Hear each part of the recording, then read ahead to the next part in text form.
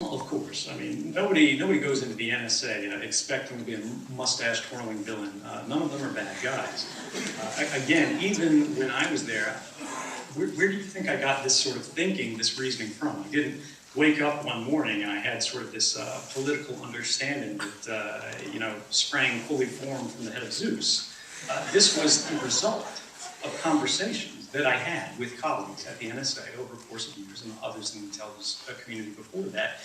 Everyone on the inside at the working level who actually dealt with these programs was deeply unsettled and concerned by the implications of them and by the fact that it was happening outside the domain of sort of public law, outside of the fact that any sort of reasonable, reliable, open court could look at these programs. We all saw the way that the government was continuously asserting the state secrets privilege in cases where they really shouldn't.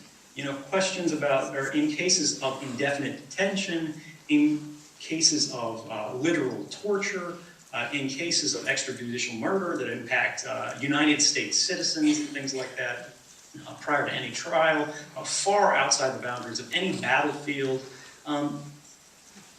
What would you do if you were sitting there? You're not going to think, oh, let's find out how to tighten the screws on all these Americans, ha ha ha ha ha.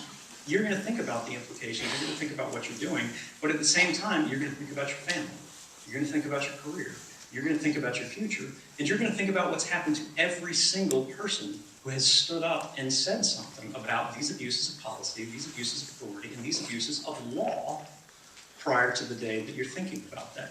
I mean, if you look at the case of Thomas Drake, for example, they tried to destroy this individual, put them away in jail for life for talking about classic waste, fraud, and abuse, talking about things like warrantless surveillance. And ultimately the case collapsed and everything like that, but they still, out of spite, convicted this individual on misdemeanor charges.